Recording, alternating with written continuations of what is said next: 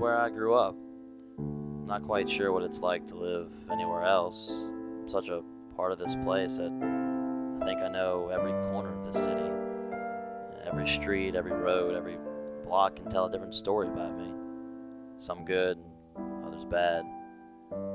What always really fascinates me about this place is that all it takes is one wrong turn and you find yourself in the worst part of the city. I mean, there's a lot of beauty here, but there's a lot of filth too. The crime and the poverty, all the vice. Europe's finest heads of states can be toasting wine with the president just not 3 blocks from where the most heinous crimes are occurring. Maybe that's common in most capital cities, but like I said, I wouldn't know. I only know this one. Stinging irony. That's what Tommy always called it. Tommy August, he's my best friend. More like a brother, really. His family is like my family. I don't say this to exaggerate our friendship or anything, but his family literally is my family.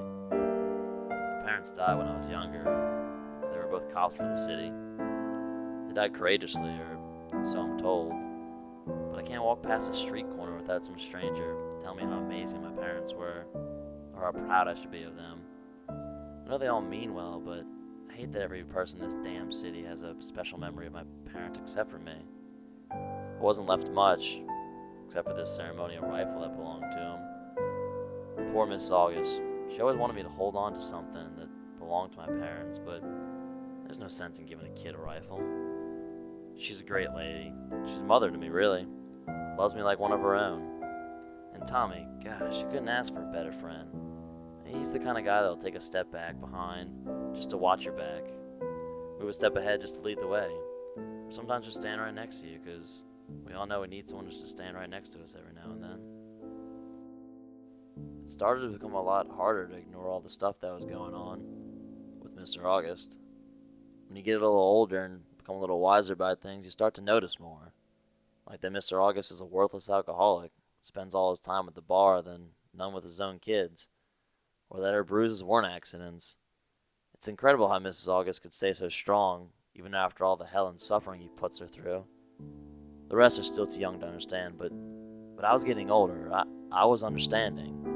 So was Tommy, especially that night that Mr. August came home, knocked 2 of his teeth out. I saw from the stairway, I saw everything. How Mrs. August pleaded for him to stop as pummeled Tommy, and only to be pummeled herself. As he slammed the door behind him, I watched Tommy and his face all bloody and swollen, comforting his mother. He kept whispering, it's okay, but it wasn't. How could I ignore that?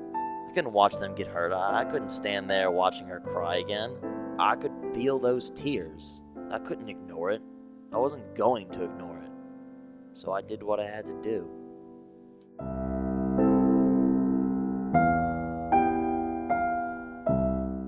I couldn't help but think there was at least a little bit of stinging irony using my parents' rifle. It was a symbol of justice, and, well, I couldn't think of a better act of justice. I like to think that my parents would have somehow approved of how I used their gift.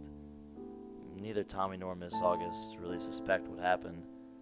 They figured a drunk man like him must have made at least an enemy or 2 throughout his life. I don't really need you to say anything. I'd rather live with this sin than the one that was destroying my family. The God that took my parents understands. I find peace knowing that this city or this world is better off without certain kinds of people. I didn't come here to ask for forgiveness or beg for penance. I just wanted to find somewhere where I could talk and someone would listen.